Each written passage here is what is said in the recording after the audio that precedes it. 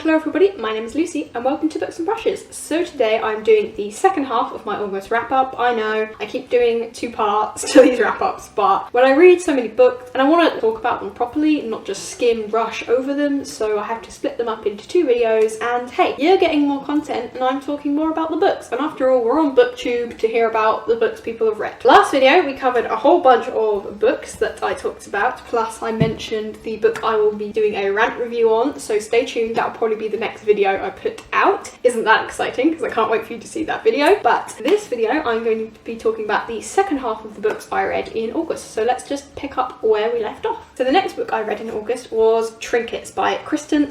This book is super short, and I see that this is the whole Netflix original series now. The premise intrigued me, and I really want to watch the Netflix show now to see how different it is, because I'm sure it's probably quite different. But this book is about three teenage girls who are all caught shoplifting, and they have to go to this Shoplifters Anonymous course, and they have to do these meetings to try and curb their shoplifting. And each of these three girls are as opposite can be for teenage girls. We got the super popular rich girl who has everything, so why does she shoplift? We have the grungy, hangs out with the bad kids, too cool for school, and is it really a surprise for her to shoplift? And then we have the normal, nobody really notices her, quiet girl, and is she maybe the best of them all? So I was really intrigued by that premise and the concept of these three completely different girls who all do this shoplifting, and then obviously the Shoplifters Anonymous meetings don't really go as planned, and these three girls team up and almost egg each other on to shoplift more and more and more, and that is kind of a recipe for disaster. So like I said, this book is super short. I flew through it really quickly, and each chapter is really small. And what I didn't know is this book is kind of written in verse. I didn't realise that until I opened it up to read it. The chapters are super short. It's very similar to With the Fire on High, if you've read that. It's not like poetry, but it's like very short poetic verses. If you've read With the Fire on High by Elizabeth Acevedo, it's very similar to that kind of style. I found this book fun to read. I was intrigued to learn about each of these girls and why they shoplifted, although it never really exactly explicitly says. It kind of just gives you the clues to figure it out on your own. It's like, here are a few psychology tidbits, you can figure the rest out. It was really fun to see these characters develop and grow. There was a few twists at the end I didn't expect, which was kind of fun, but yeah, it was okay. The characters were kind of fun, but nothing spectacular. The premise was good, but nothing mind-blowing. It kind of just happened. And like I said, I'm really interested to see the Netflix show now, and how different is it, because I see they've got season 2 now, which must be different, because I'm guessing the first season took place over the course of this book, so I wonder what season 2 did to carry it on. I will watch that soon just to see how it compares. I've never really read a book and then watched the Netflix show. I should probably watch You know, by Caroline Kepnes, because I read that years ago, and when that came out a couple of years ago on Netflix, everyone was like, oh my god, have you watched You? And I'm like, I read that forever ago,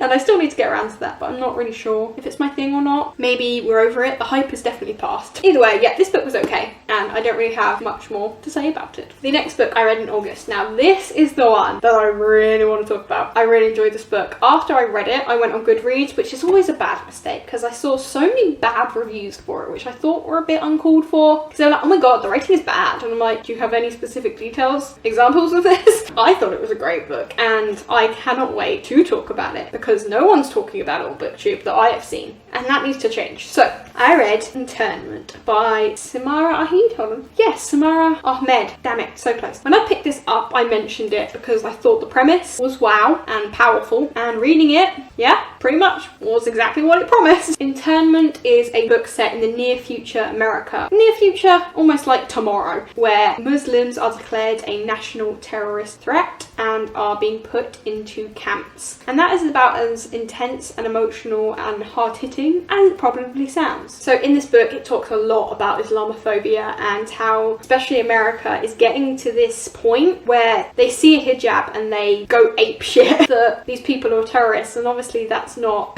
just because a few radical dickwads doesn't mean every person with this religion is a terrorist. That's just dumb. But Islamophobia is rife and growing stronger than ever, and this premise isn't fantastical. Like, I read a lot of dystopians. This isn't out of the realm of possibility. If this happened in the next year or two, unfortunately, as horrible as it sounds, I could see it. it's not too far from the reality and the truth that we have right now. That's what makes this book such a gut punch. And it really is a powerful, hard-hitting kind of book. So in this book, Muslims are declared a threat and they get put on registries. Our main character is called Layla, and her parents basically lost their jobs because all the Muslims are losing their jobs. They are losing all their rights. And in the middle of the night, these men come and say, you don't own this house anymore, you're going to an internment camp. And it's quite horrific to see this girl's journey, you know, from just a normal teenage girl, an average American citizen who's suddenly some threat and getting herded into this camp. And it's gross. It really is quite horrific to see her journey and to live in this camp, to see the fear and the desperation and to have all of your human rights just utterly taken away from you, and to be in this dusty, horrible camp where you have no rights anymore and you can't say anything about it. Justice be darned. There is nothing you can say without getting shot or this threat of mysterious punishment or disappearance. And it's hard. It's a hard book to read because the whole time you're reading it, it's so unbelievably wrong. Like, you know in your gut that this is so horrific to happen to human beings, and yet it has and could happen. The Holocaust. It happened to them and it was horrible and it was wrong. And how we got to that point in history is still unfathomable. How it got to a point where these poor ordinary people who just were Jewish families were put in concentration camps and had all their rights just demolished, and gas chambers, and it's horrific. And that is not fantastical dystopia, that is fact. And so this book's taking Islamophobia, and I'm sorry, but we have so much more of a hatred towards Islams than I've ever known towards Jews. The Islamophobia is massive, so this could really happen. And if it happened to the Jews, it could happen to the Muslims. And it's horrible because when you read this book, yeah, you know it's fiction, but it's so deeply rooted in fact and historical accuracy. And there's a lot of talk of also the Japanese internment camps and immigrants. You could tell the author who wrote this did her research, really looked into historical fact to write this book that is in the tomorrow future, that feels so real, and it's worse. Like, when you read it,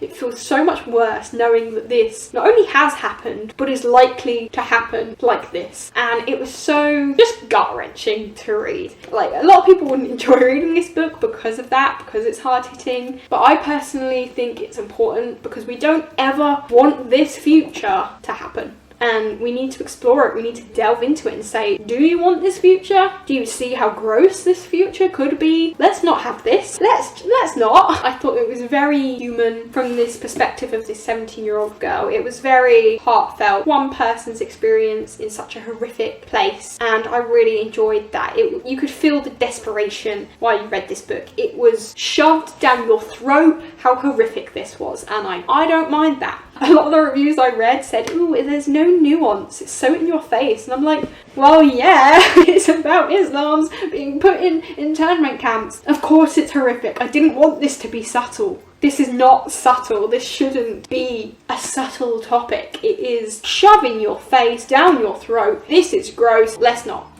make this happen. It's so obviously bad, and I think that's the point. It's not supposed to be a nuanced piece of literature. Also, it's a YA book from a teenager, and a lot of the reviews I read were like, oh my god, she's like too childish and teenagery. And I'm like, well, yeah, that is the demographic here. Our main character also missed her boyfriend, and a lot of the comments were like, oh my god, she was just whining about missing her loved ones. How dare she? Which to me, I'm like, okay, I get it. But if you were a normal teenage human being, of course you would miss your fucking boyfriend. She loves him. Of course she misses him. What do you expect? Oh, I'm suddenly in a concentration camp now, so I just forget all of my old problems. No, if you're ripped away from your life and so suddenly, you wouldn't think, oh yeah, I don't need to worry about those petty things before now. You still would have those things that you would try to cling on to, you know, to try and deny what's happening. It's just happened, you know. You can't change your entire personality and your maturity overnight. It was very YA. It was from a YA perspective. That was the point, right? This book wasn't perfect. It was for a young audience. Even though it's hard-hitting to read, the actual language was clear to read. It wasn't a super dense book in its descriptions and its language because it's a YA book, so it was very at that level, which I enjoyed because it can delve into the serious topic without the writing being super dense, because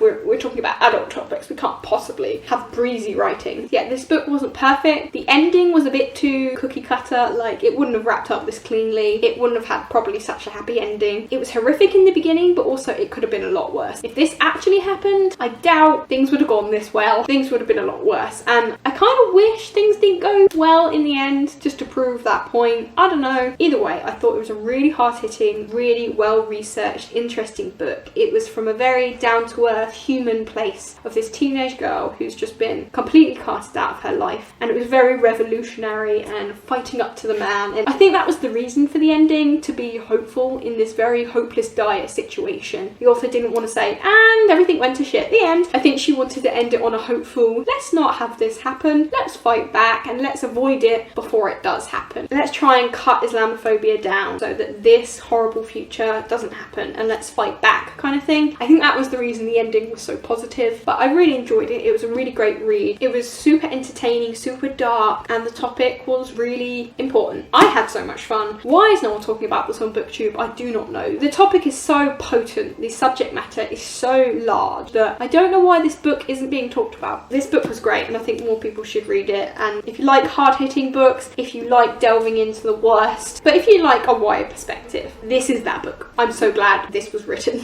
Next up in August, I read, or shall I say reread, One of Us is Lying by Karen M. McManus. I read this, was it last year? I don't remember. So I read this in years prior, in the summer, and I had so much fun with this book. It was one of those books that I had so much fun reading, and when I got to the end of it, I was so gutted because it was just such a fun, enjoyable story. It wasn't groundbreaking, but I just had so much fun with it, and it's always stood out to me as that fun read I had. And so the sequel came out recently, so I had to reread this before I could get to the sequel, and I'm really glad. It was as fun the second time around as it was first time. I really loved these characters. I thought the mystery was great. You solve it kind of just before it happens, but I don't think it's too obvious from the outset. I enjoyed the mystery, the characters, really entertaining, really fun. And after that, you'll never guess what I read next. One of Us is Next by Karen M. McManus. So this sequel was the first time I've read the sequel, and I really enjoyed it. I loved being back in this world, seeing our characters again, seeing where they moved on from. This book doesn't centre around our main characters from the first book though, which was quite interesting. It introduces a lot of new characters, a year or two younger characters who are following in our footsteps from our old cast. So there are a lot of people who are related in some way or another to the first cast who are now the next generation, we'll say. And there is a new mystery to be solved. I realise I haven't talked about what either of these are about, huh? Well, you probably know, but in case you don't. So One of Us is Lying is about 5 kids who go into detention, and one of them dies, and it was murder. And the police investigate and realise that probably one of the 4 people who was in detention with him had to have been the one to kill him, and they all have motive, because the guy who died had like this gossip blog, and he had dirt he was going to post on all of them. So these 4 characters, who are all very stereotypical Breakfast Club-esque characters, we've got the rebel, we've got the jock, we've got the princess, and we've got the nerd. So these 4 characters' lives are suddenly hell. Everyone knows that these dark secrets. They got the police investigating them as suspects for murder, and everything is tense. They have to kind of work together to figure out what's going on, who really did it, which one of them is lying. And it was a really, really fun story. I love the characters, I love the relationships. Like I said, the mystery you don't quite figure out till just before. Really clever. I liked the mystery. I'm not a super mystery person, so if you read them all the time, you'd probably be able to figure this one out before I did, but it's really fun. So the sequel kind of picks off right after that one happened and the murder is solved. I don't want to say too much because I don't want to spoil the first one in case you haven't read it. But in this next one, we have a bunch of younger characters who are all kind of associated with all those other characters from the book and who are like friends. But these new characters are still going to school, and now there is a truth or dare game. There is some unknown texter texting out truth or dare, and he's ruining people's lives with the truths, and so people are being forced to take the dangerous and fatal dares. I thought it was a very successful sequel to come off of the first one. Like I said, it didn't really involve much of the main cast as much, which was a shame because I think I prefer the characters from the main cast than I did from this one. But I like how they introduced some new blood but kept the old one there as well. So the old cast was definitely involved, but these main characters were different. I thought that was fun. I think the first book I enjoyed a bit more, but as the sequel goes, I thought this did really successful. Again, the mystery was very very similar in the aspect where who could it be? Is it one of us? Is it someone we know? Someone we don't know? The mystery was very, very fun, very high stakes. I really enjoyed the mystery of this one and the explanations of what really happened. Again, I was kind of starting to guess it nearer the end, but during the book I didn't really have a clue who was doing it, and that was really fun to read. Some of the new characters were really fun. I liked a lot of the new romances. The cafe they hang out in was really fun. Like I said, I don't want to give too much away because it's a sequel, but I think it was a really successful sequel. I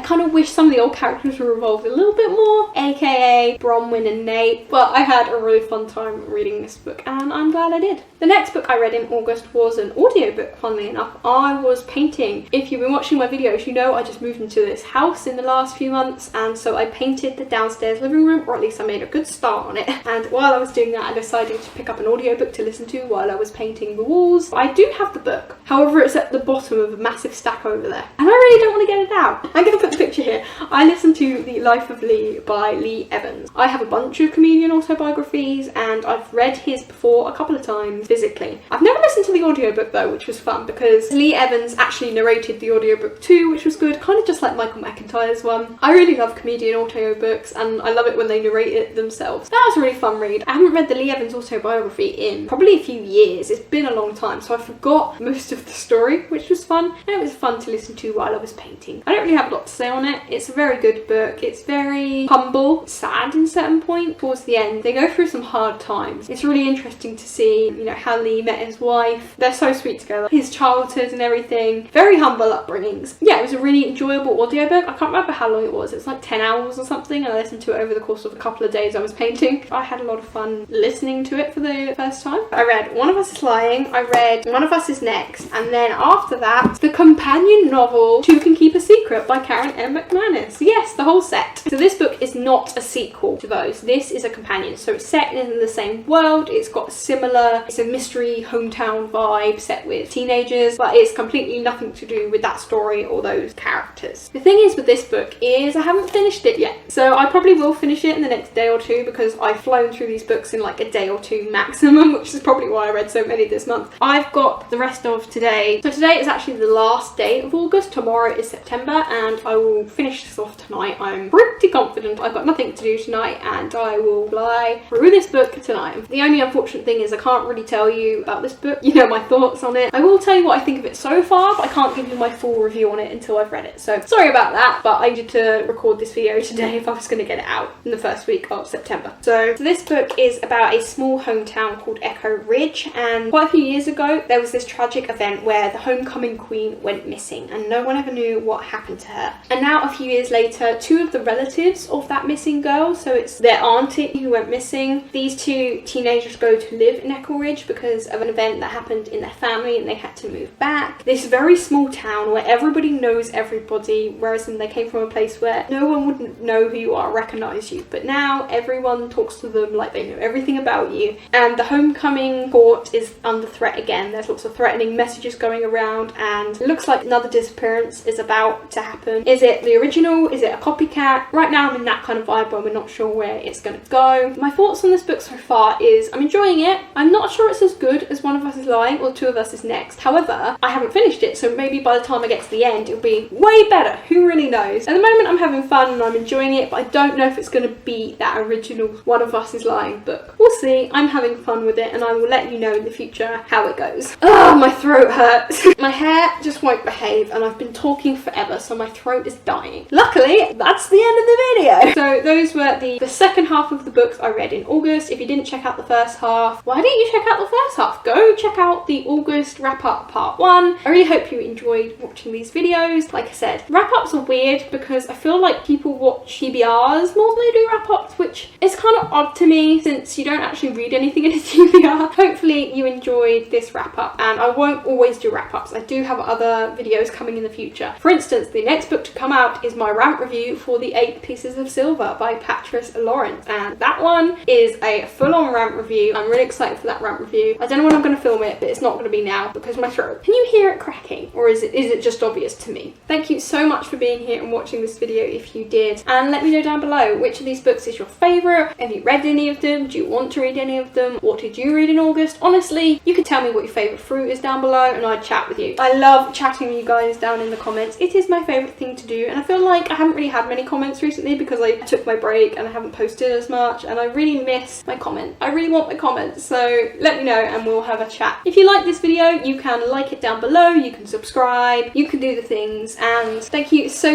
much for watching this video, and I will see you in my next one. Bye!